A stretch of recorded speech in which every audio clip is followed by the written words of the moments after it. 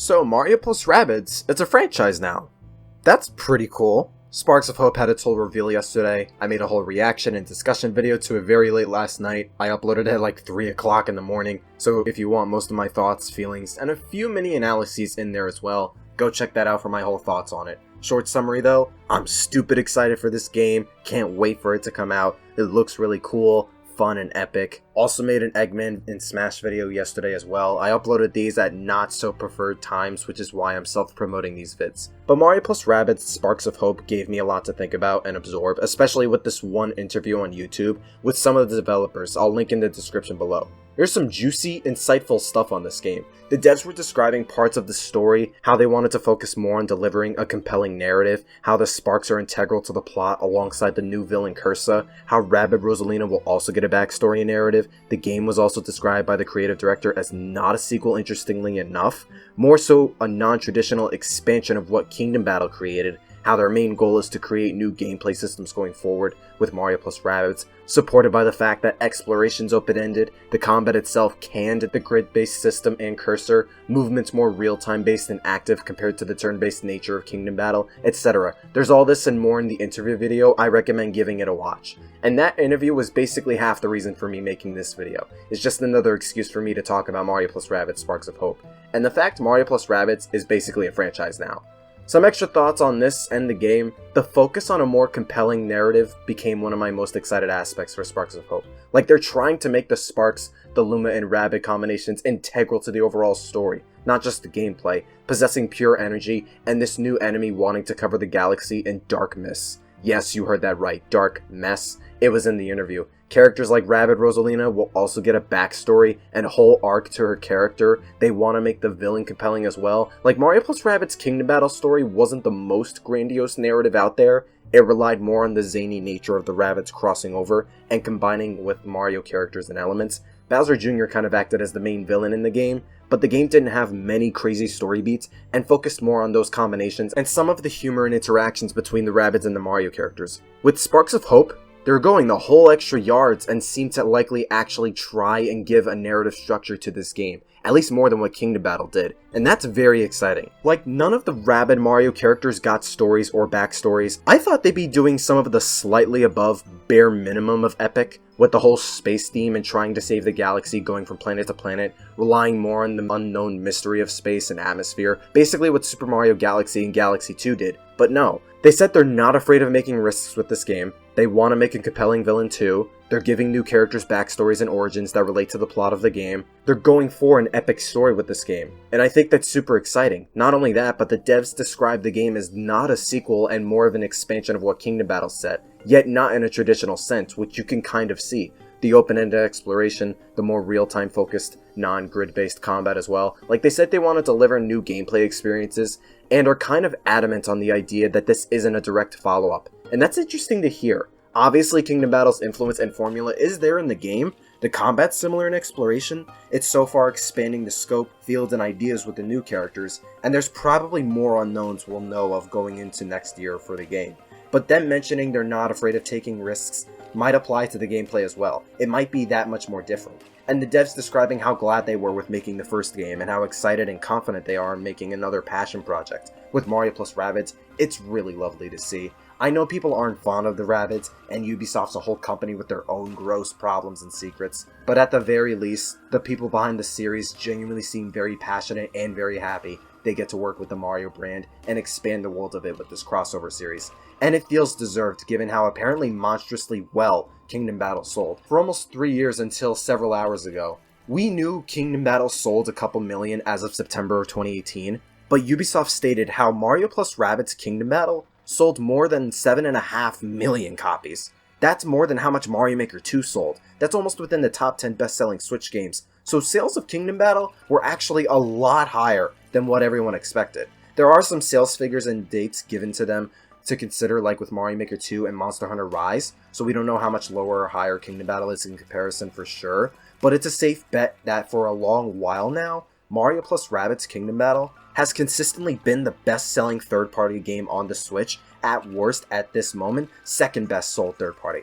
Otherwise, it's also the best sold Mario role-playing game of all time. That definitely helps put in perspective why Ubisoft would want to make a new game, if not for the overwhelming positivity Kingdom Battle got anyways. And now with Sparks of Hope and the massive positive support and passion between both fans of Kingdom Battle and the developers of that and Sparks of Hope, it's weird yet crazy to think now we'll likely get more Mario plus Rabbids games to come. It's funny too, considering the Rabbids always haven't sold very well in their standalone games. The only Rabbids game to pass 1 million was Rabbids Go Home. The only games that did solid were the ones where the Rabbids are crossed over with another brand, before being the Rayman and Raving Rabbids games, and now Mario plus Rabbids, and I think that's kind of funny. The Rabbids don't thrive unless they're attached to a bigger, more popular name. Like, I think that speaks volumes for how controversial, at the very least mixed or kind of lesser, the Rabbids themselves are on their own, being the whole gaming minions equivalent to plenty of people. But the zaniness of their character, the fact they don't talk, are largely reliant on their impulsiveness and outward expressions, does lend themselves extremely well with Mario and his world, as we saw with Kingdom Battle. And now, Sparks of Hope is going to expand and enhance that even further, which is great to see. But the second half of this video, the main thoughts rolling in my head based on this game and interview, made me reflect on the general Mario RPG branch and what is Nintendo's angle with it. Paper Mario obviously has been going completely action-adventure since 2012, and Mario & Luigi is a series we have no idea of where it stands right now. This video is going to run the risk of potentially becoming obsolete if Nintendo somehow announces on Tuesday Mario & Luigi is making a comeback, because for all we know, Nintendo might have planned to keep Mario & Luigi going after the whole bankruptcy. Maybe Nintendo rehired Alpha Dream staff under their own divisions, or some current Nintendo division is making it. We don't know. And it would be pretty nice, surreal, and meta if Nintendo made me pull a commentator's curse twice when talking about Mario RPGs, especially when Mario & Luigi's involved, and just revealed a new Mario & Luigi out of the blue, because I do not think that's going to happen. But the point is, at this moment, Mario plus Rabbids is the only branch of Mario RPGs we have, and even that might not be the case in the near future. Kingdom Battle did have some RPG elements, the health upgrades, the different weapons and stats, the skill tree, the turn-based combat, etc. It's a tactical RPG. But it did focus a lot more on the strategy and exploration aspect of the game, more than the RPG parts. Even with that, it did somewhat cater to that Mario RPG itch to an extent. But not only does it not compare to Mario & Luigi or Paper Mario with its style of combat, given Mario plus Rabbids will likely be an ongoing franchise and series now, and the devs' comments on wanting to change up the gameplay style, the RPG aspects of Mario and Rabbids stand a solid chance of not being a consistent thing, if their comments on the gameplay being that much different are going to remain true. And there's always that risk of the second game, if not some later entry, being a massive departure of what the previous game established and getting backlash for being too sharp of a change, or being poorly designed, or being a solid concept yet a flawed execution, etc, etc. Specifically with Mario plus Rabbids being part RPG or not, I don't think it's a problem if they do change their formulas, because of two main factors, one of which being the Rabbids themselves. The Rabbids by nature are these zany, random characters doing different stuff all the time, even down to the design and genres of their games. One game they're doing party games with Rayman, another they're trying to build a garbage pile to the moon in this action-adventure platformer, then it went back to the party genre, then a puzzle party combo, and now with Mario, a tactical RPG series. The Rabbids both as characters and as a series change their games and genres pretty commonly, and lend their unpredictable nature well to Mario, and the games they make up. Secondly, Sparks of Hope still has the genetic makeup of Kingdom Battle so far, even when the devs claim it's not a follow-up or direct sequel. The combat's still loosely based off it, the exploration is as well, alongside the nature and likely humor of the first game. They're literally just expanding on it and making it bigger and better. It still has those familiar elements, it still has that core formula in place that keeps previous fans on board, while still adding new ideas and mechanics to give it a fresh experience and coat of paint.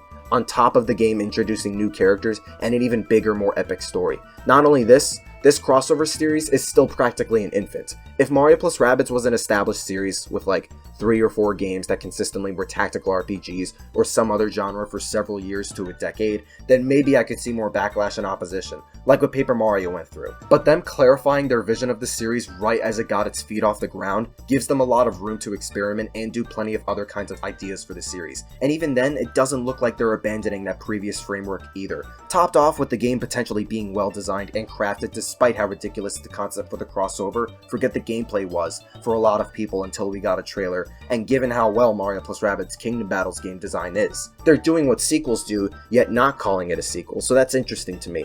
But there's plenty of reason to believe and have faith in Ubisoft delivering with Sparks of Hope, and making another good Mario plus Rabbids game. That's why so many people welcome Sparks of Hope with open arms already, why I believe changing it up works, and why this game's existence is making me reflect more on the limbo status of Mario RPGs. At the very least, thank God for Mario plus Rabbids, otherwise we'd basically have absolutely nothing as far as Mario RPGs go, and both Kingdom Battle and Sparks of Hope are at least something, let alone great games. An epic story, the RPG elements, wonderful characters, character moments, like it does hold some stuff you'd try and find in other kinds of Mario RPG series. But not only would I rather not have Mario plus Rabbids be the only type of Mario RPG to exist and replace the other two, Mario plus Rabbids does stand a chance of changing its gameplay style even more considerably in the future. And this specifically, Sparks of Hope trying to go for a grander, compelling narrative and making considerable changes to the gameplay structure of Kingdom Battle, sounds a lot like what Paper Mario went through since Super. Because Super Paper Mario was a considerable departure without abandoning its roots. It had completely different world and level design from TTYD, and the combat was completely different,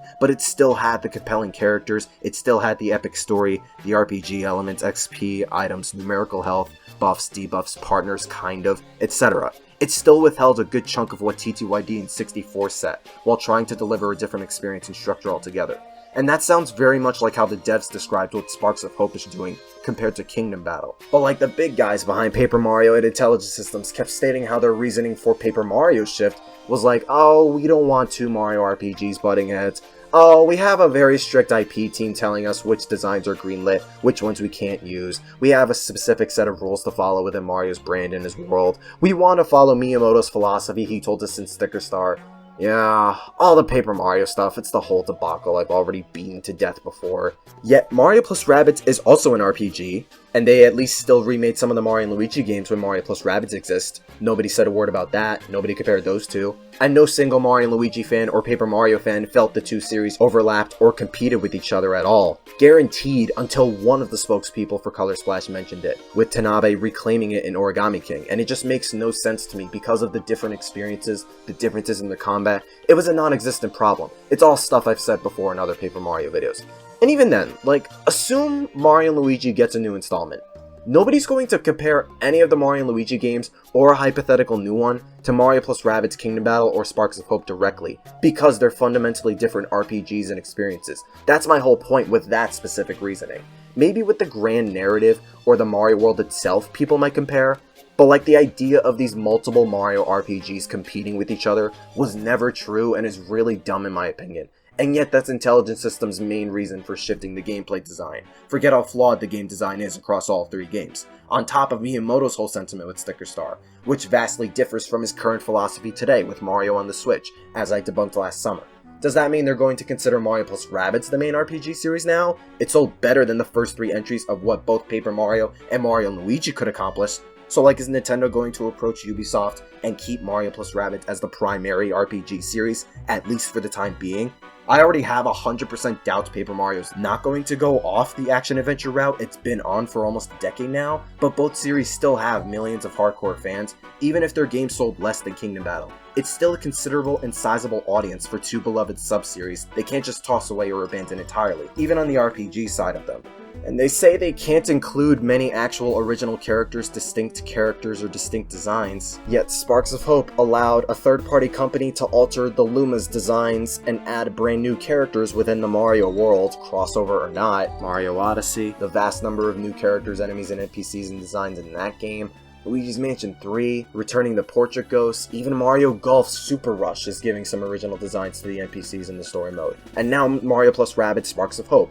Like, what IP team is telling these guys they can't give Mario even more original characters and designs and whatnot? They can't go crazy with an epic story or narrative, and they have to follow some apparently ludicrously strict conventions within the Mario brand, when almost every new Mario game under the sun on the Switch has been doing exactly what people want Paper Mario to do, / what Intelligent Systems says they can't do, especially when Miyamoto himself greenlit Mario plus Rabbids Kingdom Battle himself. Like, they make up all these reasons for not making Paper Mario an RPG or a standout Mario adventure itself, and yet none of them holds much merit and is contradicted by practically every other Mario game, even ones in past generations. I know there have to be some rules companies and developers have to follow to not make Mario radically different or way too beyond the realm of what Mario can do. Brands make those plenty of times, but not only was some of the wacky, epic non-Mario stuff precisely what made people enjoy those games, some new Mario games now, Odyssey, Mario + Rabbids, are breaking those same specific conventions people want from the RPGs. I love me my epic Mario stories, and I wish they did more of those. I adore Galaxy, T2ID, and likely soon Sparks of Hope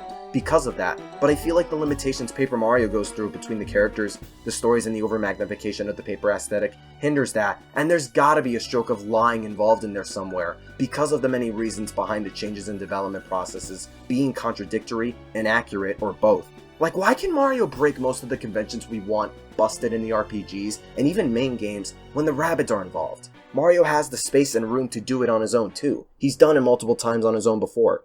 And even when I'm thoroughly convinced Paper Mario's not changing about its direction and philosophy at this point, I would pray Mario and Luigi at least get something in the future. That's a limbo within a limbo. Mario and Luigi and the fate of that series is still up in the air, and completely unknown to the public. And even if, let's say for argument's sake, Intelligent Systems would be developing Mario and Luigi now, I would pray they put their money where their mouth is and keep Mario & Luigi an RPG series, but I'd worry for the story or creativity of it, given Paper Mario and the reasoning behind its modern development processes and restrictions. If not Intelligent Systems, maybe some other second party or maybe even another third party company. Square Enix making a Mario & Luigi would unironically be very cool, if not an in-house development team at Nintendo or something. Like, I do miss Mario & Luigi, and I wish Alpha Dream didn't go bankrupt when that happened. It would at least be very nice to know Nintendo still has interest in keeping that branch alive and well, and within the RPG branch. They at least want to keep Mario & Luigi going, because with Paper Mario going an entirely different path, and Mario + Rabbids only covering a fraction of the Mario RPG genre, what people want out of that branch, and the viable possibility Mario + Rabbids might change its gameplay and genre later down the line, like Paper Mario, Mario & Luigi is like the only traditional Mario RPG series left, and I would very much rather not let that series die along with the company that developed those games. Yes, I do want Paper Mario to revisit its traditional format very much, but at this point, I feel like Mario & Luigi is like the only marginally realistic hope and want for Mario RPGs. The epic stories, the character moments and growth, the traditional battling, the comedy, and expansion of just the Mario world itself, like I've said all this before. It's unfair that AD, the series, and the fans had to go with the idea of their studio dying and the possibility the series died with the company that makes them. Yet it obviously doesn't have to be that. I'm really looking forward to Sparks of Hope and the Mario + Rabbids franchise in the future, but man, I just want a proper Mario adventure that is an actual traditional Mario RPG within the Mario world again. Paper Mario's doing its own thing, Mario + Rabbids partially constitutes as an RPG, and yet that series may likely be different at some point, and Mario & Luigi Studios gone bankrupt with no word or surefire information telling us interest and plans in keeping that series running is taking place. It's a limbo within another limbo. The limbo of the fate of Mario RPGs and where the branch may go or end, and the uncertainty of both Mario and Luigi and the fate of the whole subgenre in the future is at least a little worrisome. I feel like the RPGs provide the best stories and iterations of the Mario characters, so seeing how the whole subgenre itself may not stick around is unfortunate to see. And it was hard to not compare the stuff the RPG stopped doing for XYZ, when this new Mario game, that is by extension an RPG, doing some of what those games are not allowed to do. It's a whole thing. My mind just kept racing with these thoughts and feelings again. Not to the fault of Sparks of Hope at all, more so me just wanting those two Mario RPGs to be Mario RPGs again. It's a ramble, so whatever. I hope Mario & Luigi at least has plans for a new game at some point. I doubt it'll be anytime soon though. Prove me wrong, Nintendo. You did 2 days after I discussed Mario & Luigi 6. So prove me wrong again. I would actually really love that. Okay, that's all I wanted to say. Thank you for your time. Thank you for listening to my rambling. I'm going to be covering Nintendo's E3 Tuesday, so maybe this video will be obsolete then, if not in the distant future or something. I don't know. Either way, look out for more content, and stay super. Yeah.